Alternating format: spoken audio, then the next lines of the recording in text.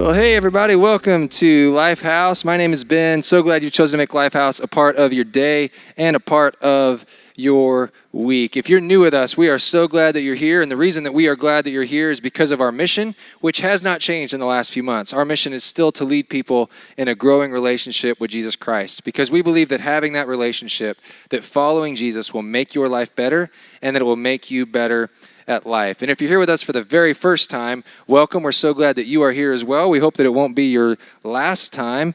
In fact, we would love to meet you and get to know you and just know that you're out there. We also have a gift for you just for hanging out with us today. And the way that you can receive that gift is by giving a little bit of love to the link that's on your screen, and fill out a simple form. Somebody from our team will be in touch with you right away this week and get you a gift in the mail just for hanging out with us.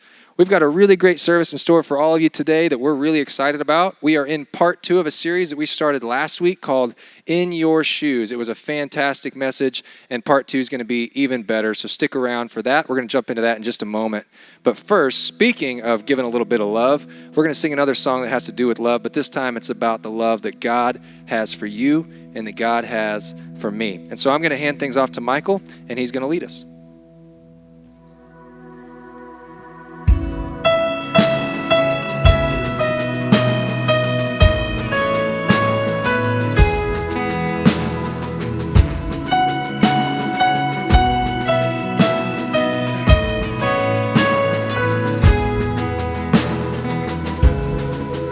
Spoke a word, you were singing over me. You have been so, so good to me. Before I took a breath, you breathed your life in me. You have been so, so kind.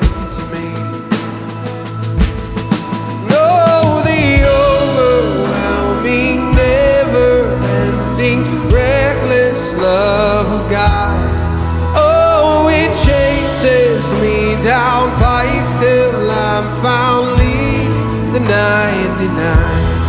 And I couldn't earn it, I don't deserve it, still you give yourself away.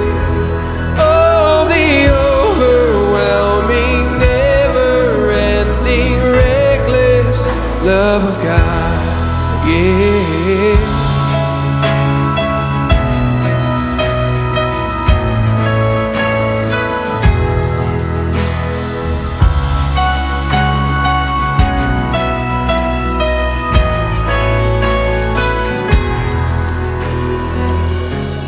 When I was your foe, still your love fought for me. You have been so, so good to me. When I felt no worth, you paid it all for me. You have been so, so kind to me. Oh, the overwhelming, never-ending, love of God. Oh, it chases me down, fights till I'm found, leaves the 99. I couldn't earn it, I don't deserve it, still you give yourself away. Oh, the overwhelming, never-ending, reckless love of God. Yeah.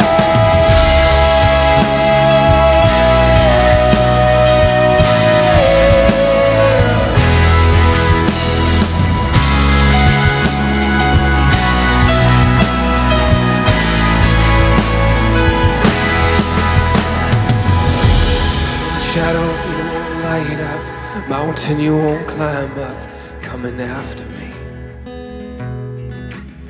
There's no wall you won't kick down, lie you won't tear down, coming after me. There's no shadow you won't light up, mountain you won't climb up, coming after me. There's no wall you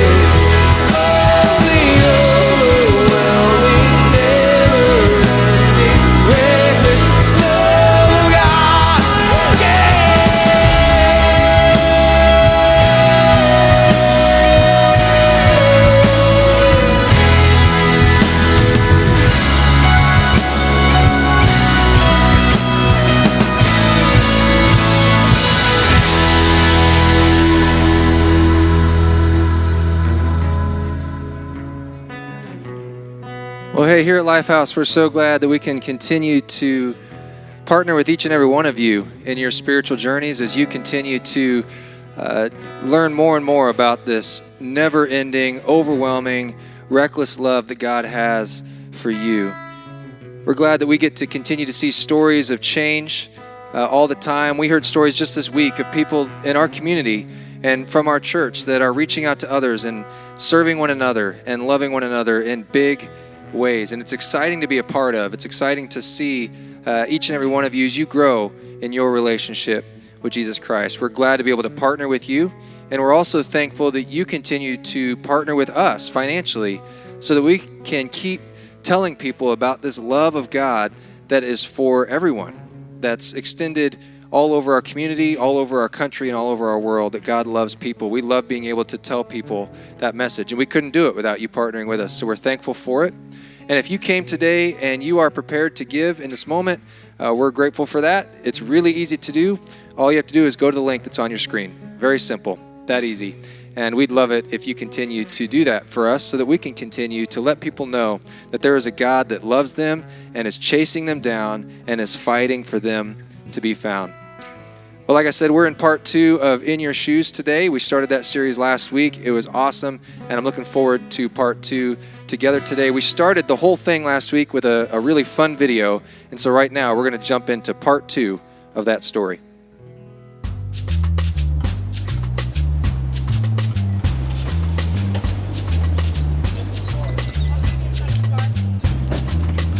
Hey, Kelly.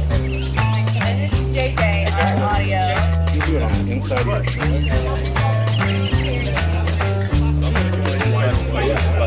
Hey, what are we doing here? I don't know. No idea. They didn't tell me. They didn't tell me either. Good morning, guys. You can come right over here. Where are we going? I don't think we signed up for this. Hi. Hi. If you can stand right behind that line. Okay. Today, you are going to be running a mile. No, we're not. Hey, We'll hold all questions to the end. You may be thinking to yourself, did I wear the right shoes to run a race in?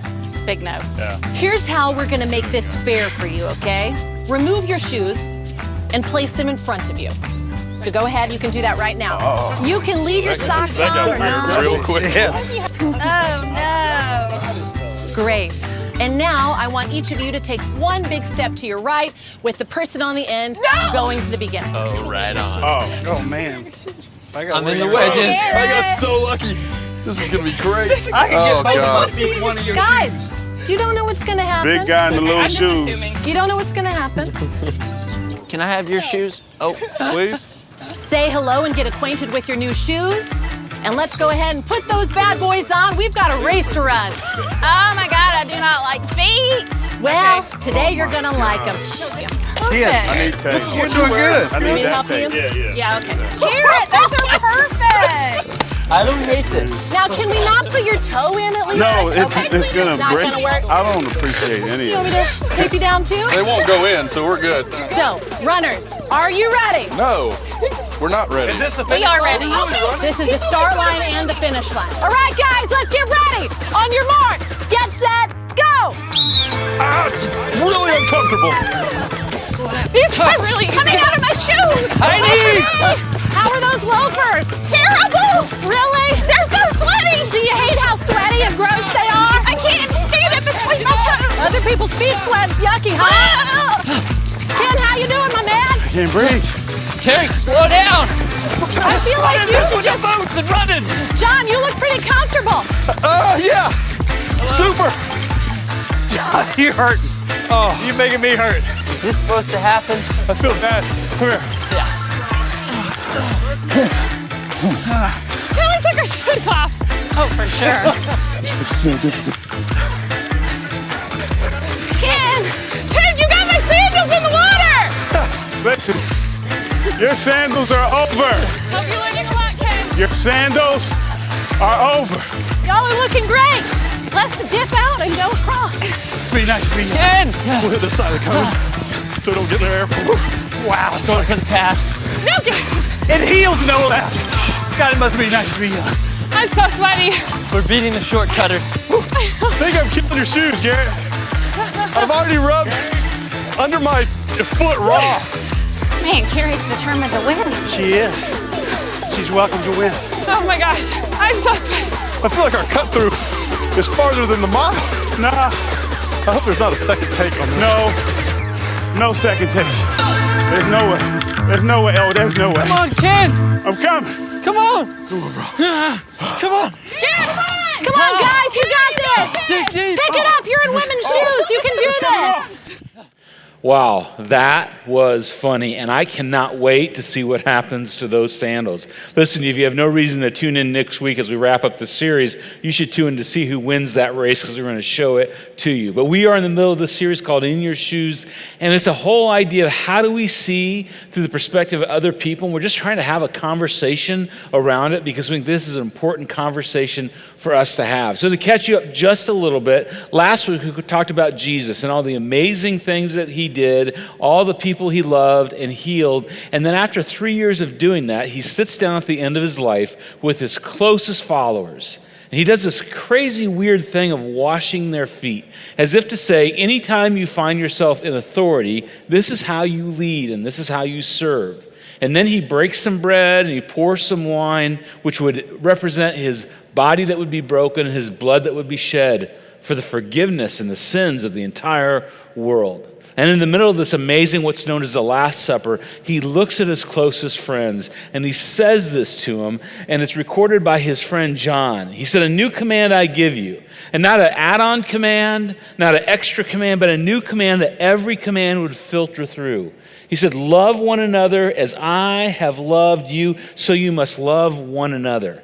And this would be a very difficult thing for them to hear, but in that moment, his followers thought, well, you know what, Jesus, that's going to be tough, but we can do that. We can love sinful people because we've discovered we're sinful people. And we can love people that have leprosy because, you know, we're not going to put our hands on them and heal them, but, you know, we don't have to run away and be scared of them anymore. And we can love tax collectors because now Matthew's one of our friends, and if we love him, we can love his people group, and everyone else we can show love to like you've shown love to.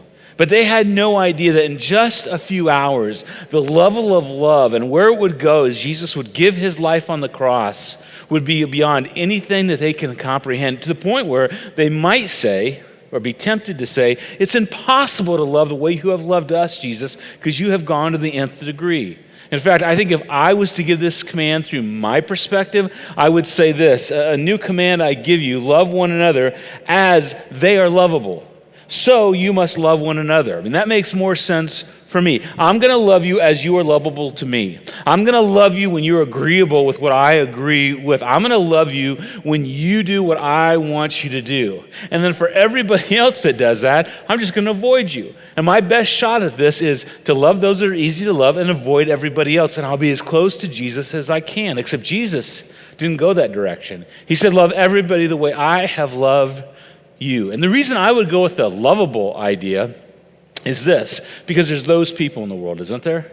And those people are the group of people that are impossible or very difficult for me to love. And we all have them. For you, it might be the people that don't use their blinker at a stop sign. You have no idea which way they're going, and you're like, they shouldn't even be able to drive. For me, I said last week, it's the people that talk during movies.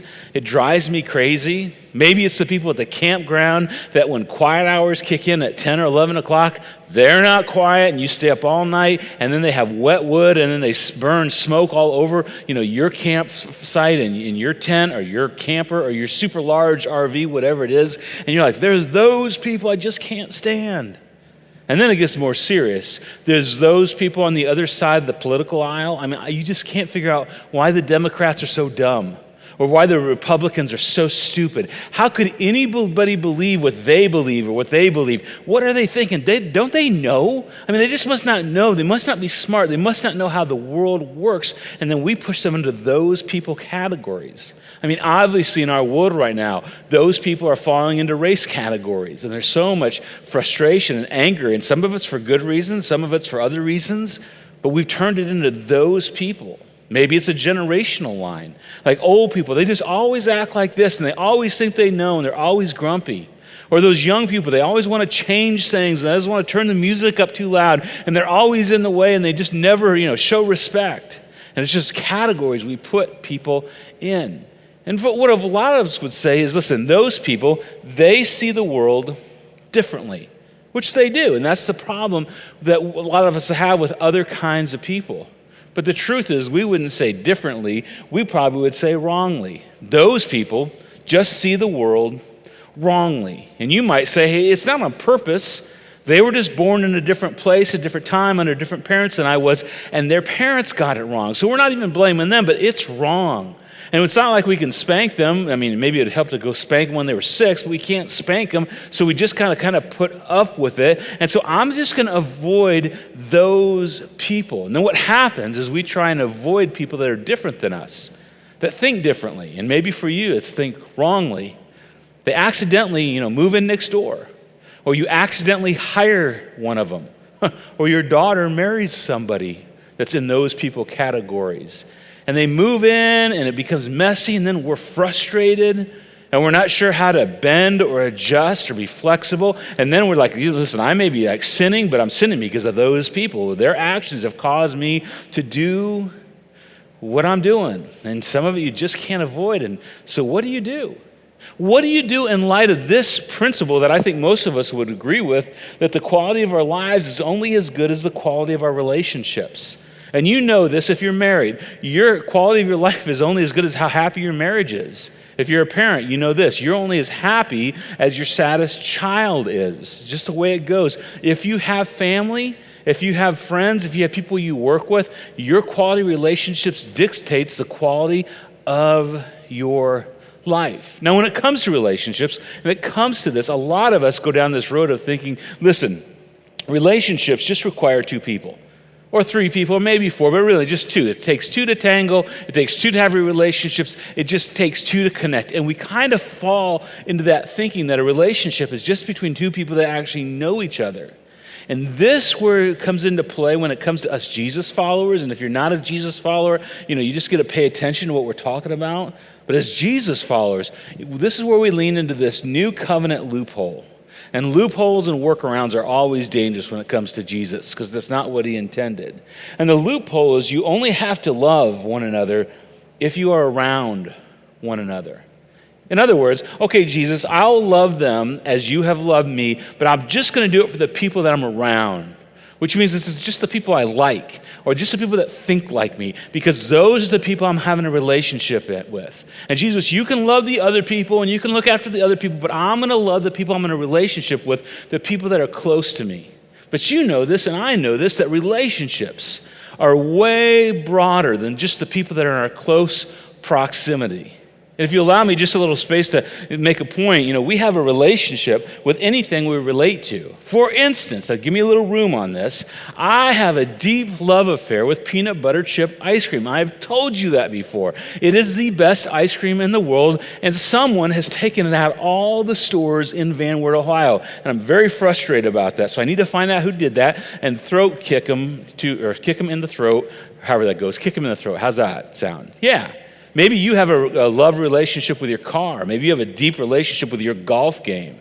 And you would say, listen, I can't have a relationship with my golf game, but you're so passionate about it. Doesn't it kind of feel like a relationship? For you, maybe it's a vacation spot. And you've never thought about this before.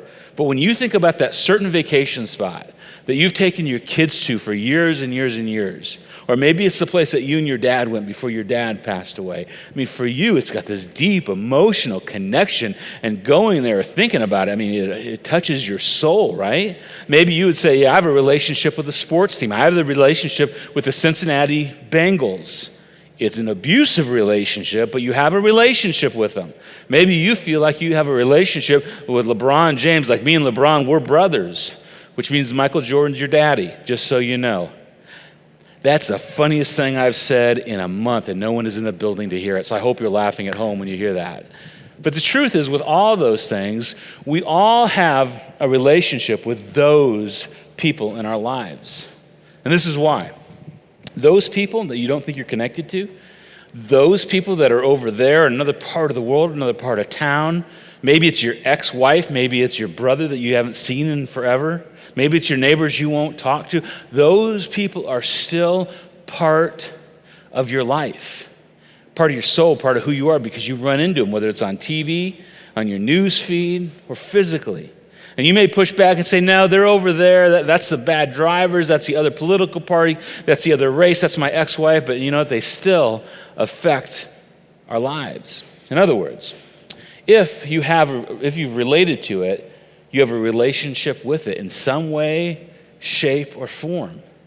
And the quality of your life is only as good as the quality of your relationships, which means all relationships count. And I can't help you with peanut butter chip ice cream or your car, your golf game, or certainly the Cincinnati Bengals. But we can lean into something when it comes into relationships with people, because the Apostle Paul, who wrote over half the New Testament, says something to some Christians in Rome that is so important and challenging that we're going to talk about in the next few minutes. He writes to Christians in Rome where they were challenged by people all the time because they were being persecuted. So he's writing to Christians in Rome 2,000 years ago. At the same time, he's going around to different churches and cities, and he's trying to raise money for the Christians in Jerusalem that were being persecuted for what they believed. And so you have these two people groups that Paul was working with, and he knew that they were having difficulties loving people and being patient with people, and certainly being kind, because people wanted to kill him. And in that context, people would just like to get you off the face of the planet for what you believe. He writes this in Romans chapter 12, verse 15. He says, rejoice with those who rejoice. All people that rejoice, not just your little people group, but all people that rejoice. And mourn with those who mourn.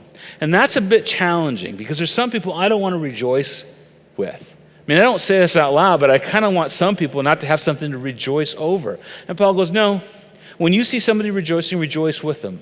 And when you see someone's heart breaking, your heart should break a little bit too. It doesn't mean you have to bleed for every person in the whole world every time something terrible happens, but you should mourn when people mourn. You should have sympathy and, more importantly, empathy for them. And then he goes on, he says, live in harmony with one another. Do not be proud, but be willing to associate with people of a low position. In other words, you know the people that are in a lower place than you are and you think you're up here? You should be willing to associate with them, even though they're different. They're those people. And for those of you that feel like you're in a lower position and you look up at the people that are higher position, you think they're rich and they're snobby and you never want to be around them, Paul would say, no, you associate with them too, because they're all God's children. They're all created in God's image. And then he says, do not be conceited, which is the core of what he's saying. Don't be conceited. Be willing to be humble and lower yourself to love people the way Jesus loved you. And then he leans in hard and he says, do not repay anyone evil for evil, but be careful to do what is right in the eyes of everyone. Now, remember, this is in a day when people were being killed for following Jesus and jailed and robbed and beaten. And it was evil to do that. And Paul says, listen, don't repay evil for evil. And isn't that difficult? I mean, you see something, you read something, and you and I, we want to do something about it. And sometimes it's right to do something about it. But where our heart goes is, listen, you do something evil, I'm going to repay you with a little bit more evil. You put something out on social media that's a little bit nasty, a little bit rude. Listen, I'm coming with both barrels blazing, and I'm going to out-evil your evil. And Paul says, don't do that. Because if you're a Christian, you represent a God that loves you and loves them and loves everyone. You can speak up, you can have a voice, but don't go through the filter of evil in any way, shape, or form, which, just a side note, means if you want to respond to something, take your time. Be quick to listen and slow to speak when it comes to responding to anyone to make sure it's not evil. But then the Apostle Paul says something that is over the top challenging. He runs through all those things, and we'd say, yeah, it makes sense. I hope my kids are paying attention. I hope I can do that. I hope my wife hears that. But then he says this next thing, and he says, live at peace with everyone. To which we would say, Paul, that is absolutely impossible. I cannot live at peace with everyone. And if you're considering, being a Christian, you may hear that today and go, listen, I'm not going to become a Christian if I have to live at peace with everyone, because it's impossible. And maybe you're on the fence teetering about staying in your faith or hanging on or, hanging around church. And you read this and go, there's no way. That's like pie in the sky, preacher talk, and I can't do that. It's just not possible. But hang on, because he gives us something else. See, this part of the verse is at the end of it. Let me read you what's at the very beginning of this verse. He says, if it is possible, live at peace with everyone. Doesn't that feel a little bit better? Because he knows, the Apostle Paul's smart, it's not possible to live at peace with everyone in our world. I mean, these Christians in Rome, they were being dragged out in the streets and having their heads cut off. And it's pretty hard to be at peace with someone when they're cutting your heads off, so that's difficult. But I think what he is implying is, listen, don't let it be dependent on them for peace. Let it be dependent upon you for peace. It's not if they change, live at peace. He says, if it's possible with you. In fact, look what goes right in the middle of the sentence. If it is possible, as far as it depends on you, as far as it depends on me, live at peace with everyone, which means we have a responsibility. We have a responsibility to say, all right, is it possible? Can I get there? Or am I just going to take the easy road out, that they're not like me and they don't think like me and they're wrong in the way they think and see the world? Paul would say, no, because remember what your Heavenly Father did for you. When Jesus landed on this planet and he looked at you and he made it possible, all depended on him. This is what the Apostle Paul, I think, is saying. Do what you can do as far as it depends on you. So the question we're going to ask is, so what depends on you? What depends on me? What depends on me as far as living at peace with people through the filter of this new commandment, this New Testament ethic to love like Jesus loves people? Your brother and your ex-wife and your neighbor that drives you crazy and the people on TV that has a whole different viewpoint than you. The other race, the other political party, the older gender, whatever it is that gets under your skin, what do we need to do? And I thought I would talk about just a few things that I think can be a roadblock to living in peace with people, that I struggle with. It's a challenge for me. It's probably a challenge for you. It's these things. It's our own ego. It's our own pride and desires and prejudice. They should never get in the way of living peaceably with others, because these things affect us all, our ego, our pride, our desires, and our prejudice. Let's just talk about our ego for a minute. Doesn't that get in the way of peace when it comes to other people? Full disclosure, sometimes it feels good to look down on somebody. Because if I'm looking down, I feel like they're looking up, and I just feel better about myself. But that never brings peace. What that means is I'm here just to be right, and they're just going to be wrong. The challenge for me in my life is if I want to live that way, which I can fall into that easily, is I surround people that support my ego, support my viewpoint, support what I want to be blown up to be in my life. And it does not resemble our Savior. When we think about this idea of pride is I'm just unwilling to understand. I'm unwilling to bend in your direction. I have to be right for right's sake. At all costs, I have to be right, which means I'm probably not going to forgive. I'm probably not going to say I'm sorry. I'm probably not going to say I'm wrong. Now listen, when it comes to your viewpoint of the world or your view, your worldview, if you can't ever say you're wrong, that probably needs to be adjusted a little bit. And it's the opposite of Jesus, who came in humility. We're told that Jesus came and he humbled himself to the place of a human being, the place of a servant for you and I. And what Jesus does in his humility is he leans into our world and he's willing to take on all the mess and all the crud for you and me. And humility is a path towards peace, whether it's on a big worldview or a relational view with your family. But pride, that's dangerous. And then we get to this idea of desires. Now, this may not be true for everybody that's paying attention this morning, but for a lot of us, you know what my desire can be when it comes to those people? It can be to shape their worldview like mine, to control them. And if they'll start to think this way, like I want them to think, then I'll be okay. And what I find myself doing when it comes to this area of my life, I want to fix them, I want to control them, and I want to manipulate them. I want to fix them, control them, and manipulate them. Let me ask you a question. How much do you enjoy someone trying to fix you, control you, and manipulate you? It's not a lot of fun. It doesn't feel like your best interest is in mind when people try and manipulate you. But if that is our agenda, I'm not sure we're loving people the way Christ loved us. And then there's this super ugly word. It's this idea of prejudices. And let's get this on the table. I think we all have prejudice. I'll be the first to admit, I'm sure that I do. And before you start typing me an email or you build an excuse in your mind or you push back, let's just talk through this together. I don't think many of our prejudices are intentional. I think many of them just come from how we were raised and who taught us to live. And maybe it's from a dad or a grandfather. Maybe it was from an experience that we had when we were younger. Maybe it's what we read or what we watch on TV.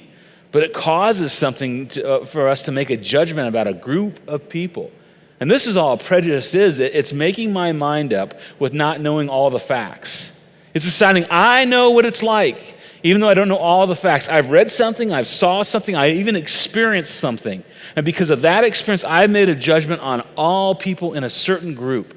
And again, it could be a political group, it could be a race, it could be an ethnic group or a gender group. It could be, an ex, where your ex is ex. I've just decided without all the facts. And I surround myself, and you surround yourself, with people that will affirm your viewpoint. It's just our nature. And then we watch media outlets that support our bias because we want to hang on to it. And if that's true, if that's what we do, and I know it's what I do, it means we never have to rethink where we're coming from.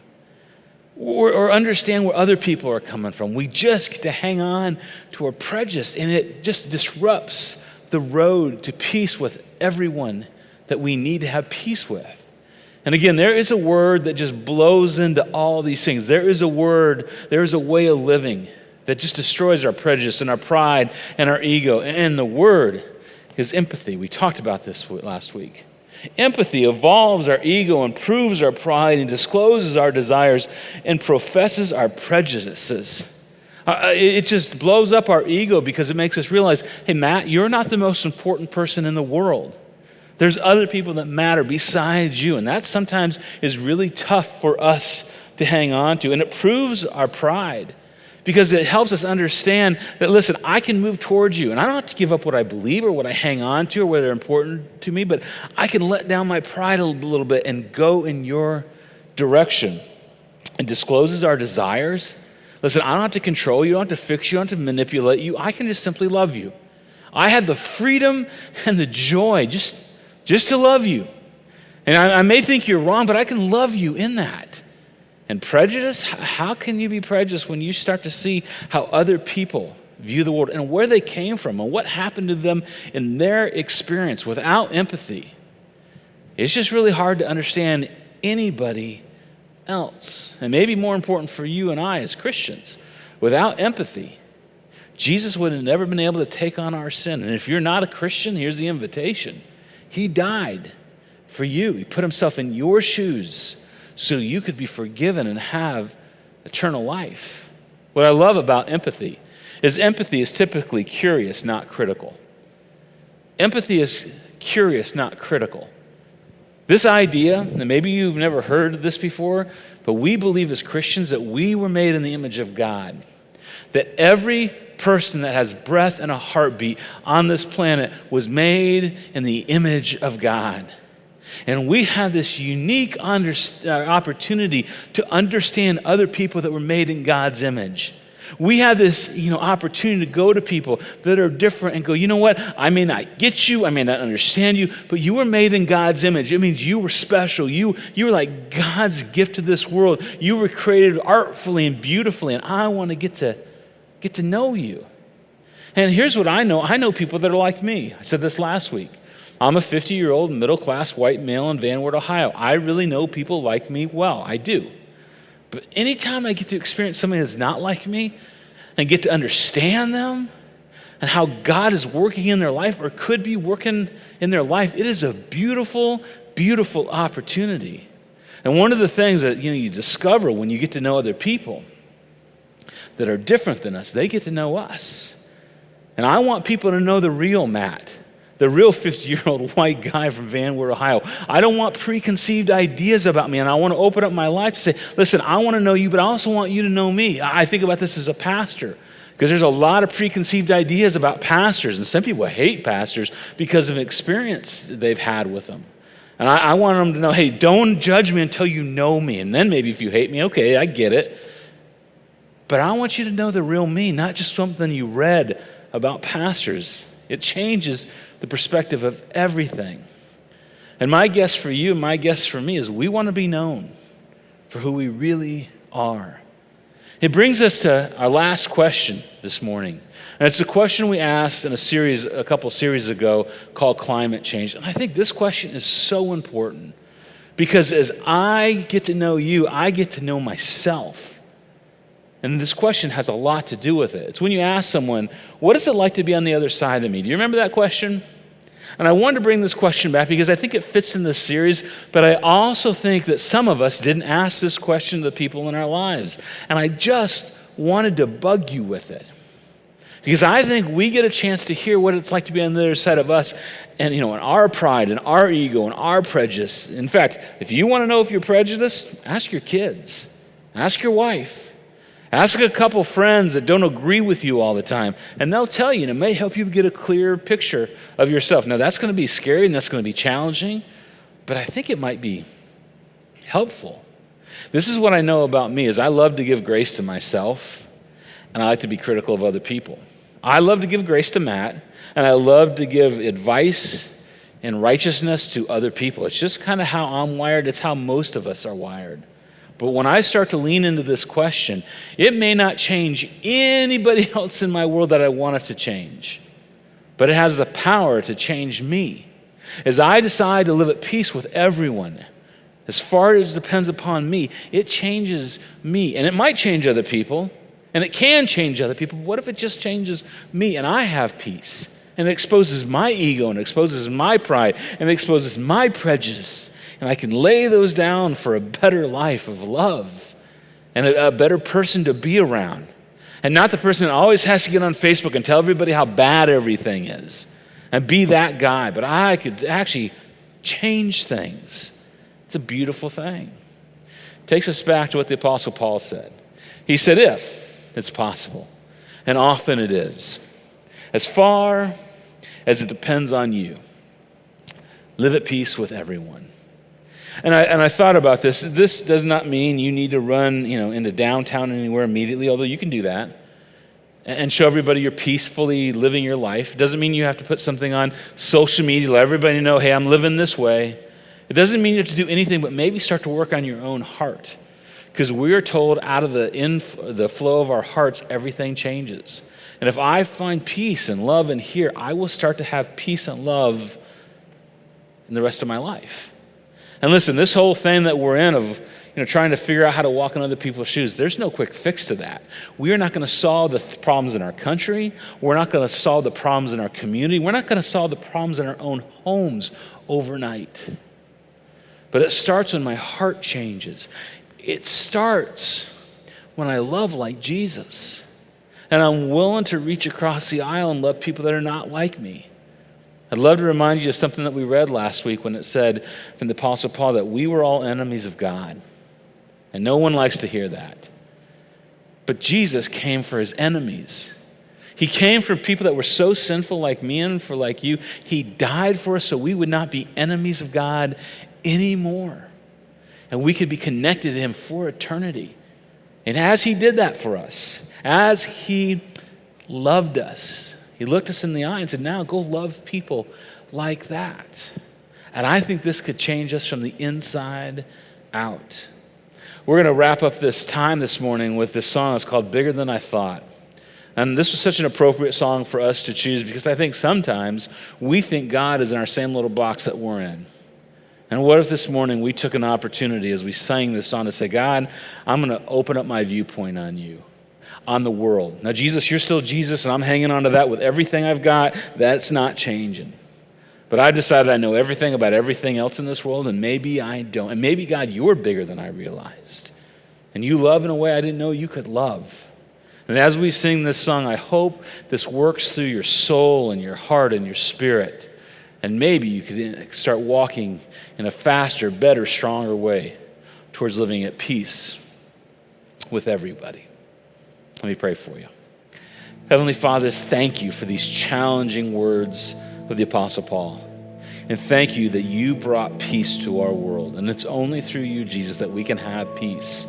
But Jesus, I pray we would be part of the movement of bringing peace to other people, of love and empathy and forgiveness. We'd lay down our pride and pick up humility and walk in your shoes as we serve people that are easy to serve and love people that are easy to love, and do the same for people that are not so easy to serve and love. It's in Jesus' name I pray. Amen.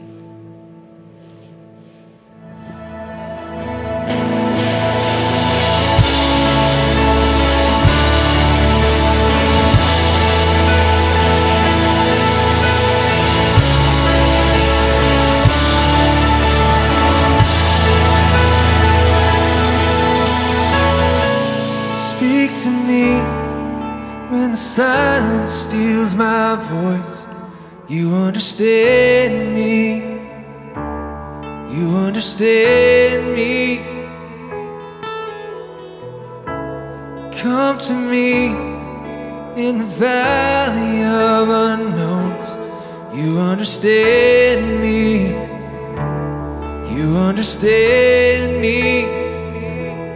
You understand me, God. You understand me. So I throw all my cares before you. My doubts and fears don't scare you. You're bigger than I thought you were. You're bigger than I thought. So I stop all negotiations with the God of all creation. 'Cause you're bigger than I thought you were. You're bigger than I thought you were.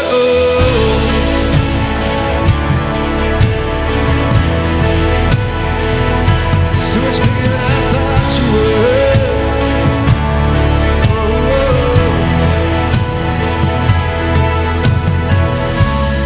I believe, but help my unbelief. 'Cause you understand me. You understand me. So help me reach the faith that's underneath. 'Cause you understand me. You understand me. You understand me, God.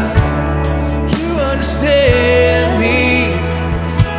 So I throw all my cares before you. My doubts and fears don't scare you. You're bigger than I thought you were. You're bigger than I thought. So I stop all negotiations with the God of all creation. You're bigger than I thought you were. You're bigger than I thought you were.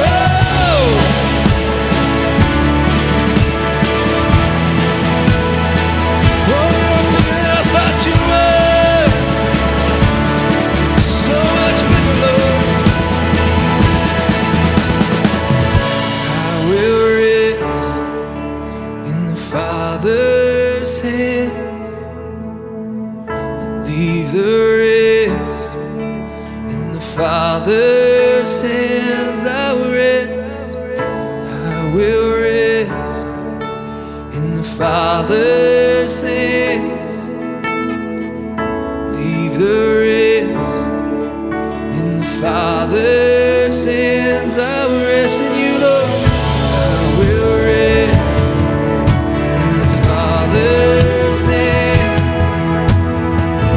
Leave the rest in the Father's hands. One more time we sing. I will rest in the Father's hands. Leave the rest. Leave the rest in the Father's hands.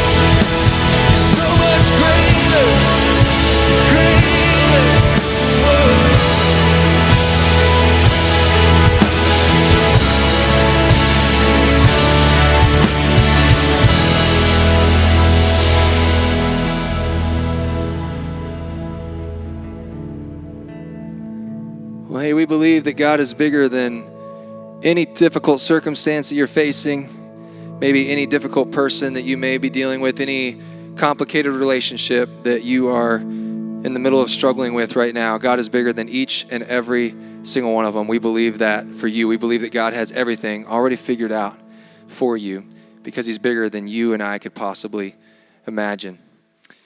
Hey, if you have kids, at this time, it'd be a great time to go to the link that's on your screen and download some of our family content. And we believe that your kids' lives will be better for it.